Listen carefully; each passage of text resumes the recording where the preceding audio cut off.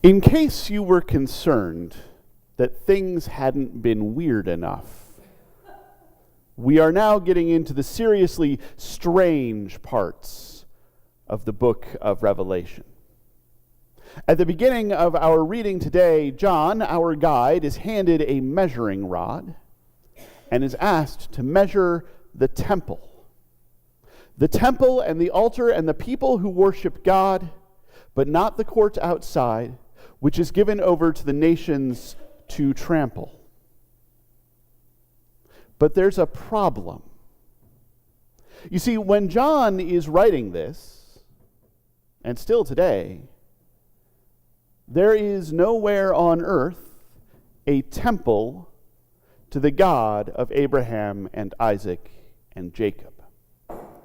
John is being asked to measure something that is not there. Don't get me wrong, there once was a temple. It was big and amazing and beautiful. And then the Babylonians destroyed it.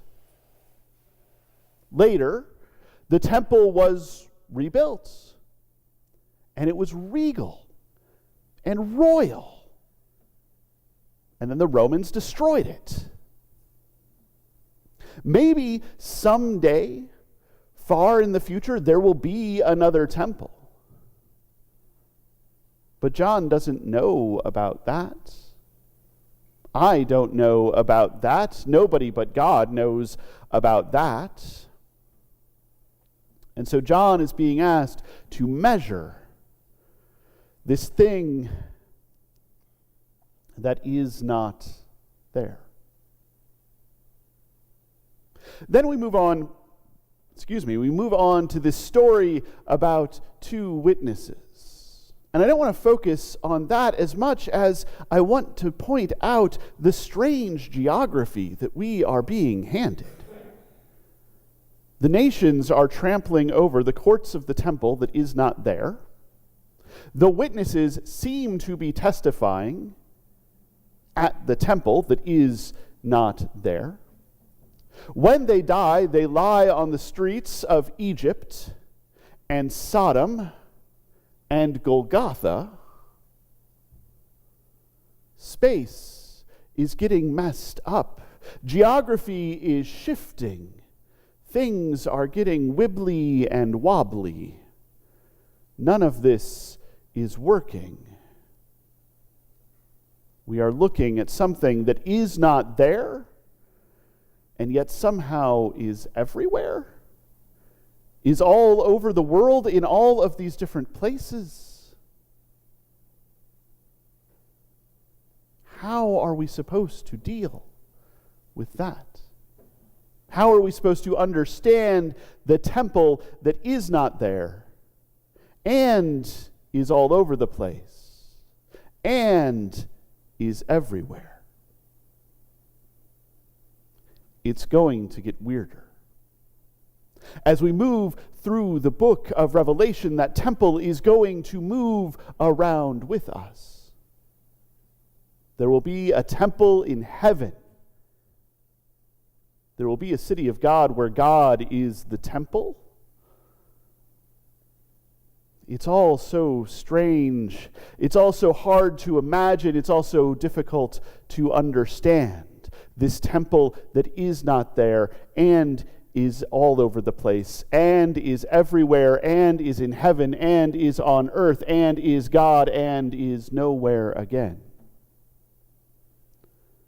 How do we understand? What if the temple, this thing that John is being asked to measure, is not a place? What if this temple, this thing that John is being asked to measure, is not made of brick and mortar? What if this temple, this thing that John is being asked to measure, does not have an altar,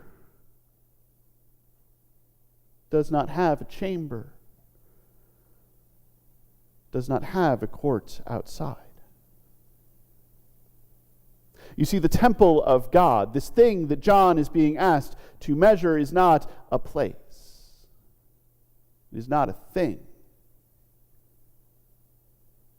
It is you. It is us. It is the church. We are the temple of God, not our building, not the brick and mortar, as beautiful as it is. Not the stained glass, not the carpet, as beautiful as they are. But the people who gather in this place as the body of Christ. We are the temple of God. And that body of Christ is important. We are the body of Christ when we gather in love, when we go out in love, when we serve in love, when we spread the gospel in love, when we share good news in love, when we act in love. Where there is love, we find Christ. Where there is love, we find God. When we act with love, we act as the body of Christ. When our hands serve in love, we are the body of Christ. When our feet walk in love, we are the body of Christ. When our mouths speak love, we are the body of Christ. And in that moment, we are the temple of God. Temples are important things. Temples are where gods live. And the temple of God is where God abides and where we abide. When we love, we abide in God, and God abides in us, and we are all one in this temple of God, in God's reign of love. I know I am being confusing. I know even as I say this, it feels unorganized, it feels confusing, it feels difficult to grasp. In all of its fullness, in all of the mystery of what the church can be, of what a congregation like this can be, of what any congregation can be, of what any group of people who live in love can be. And I'm going to be honest with you. I'm going to be a little vulnerable with you. I feel the need to do this, and I'm sorry. It's been a difficult week, and I'm a little discombobulated. But this is an amazing passage, and I'm a little overexcited as well. Because in this idea, in this amazing idea, is amazing possibility for what we can be. Not focused on bricks and mortar, as lovely as they are, not focused on stained glass and carpet, as wonderful as they are, not focused on numbers, as wonderful as they can be, but focused on love. Living in love, serving in love, doing in love.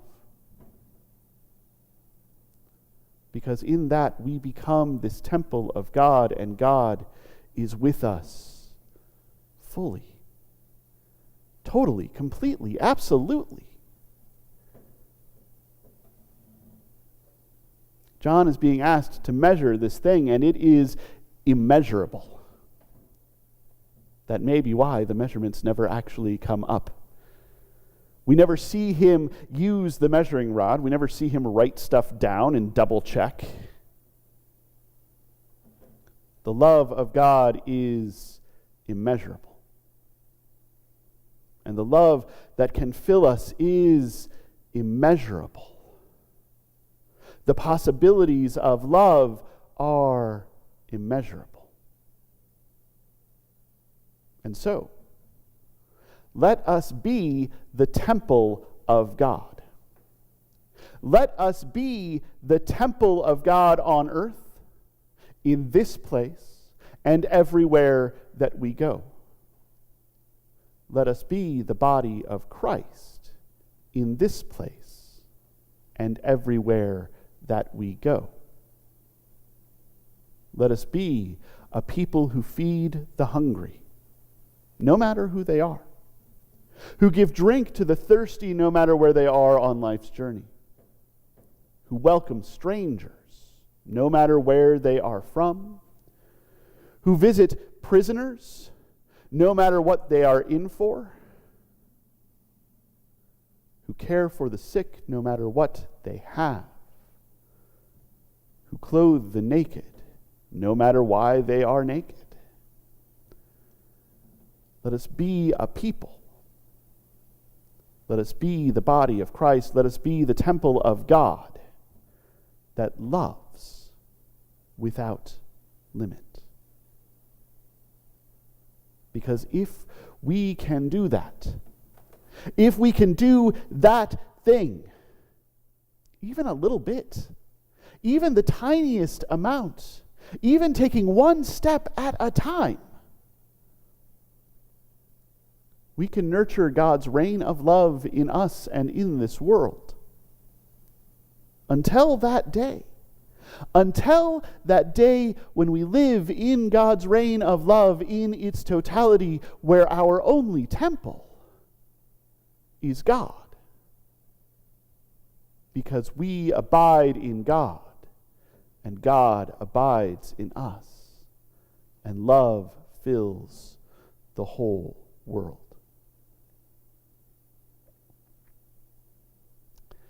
This is a confusing passage.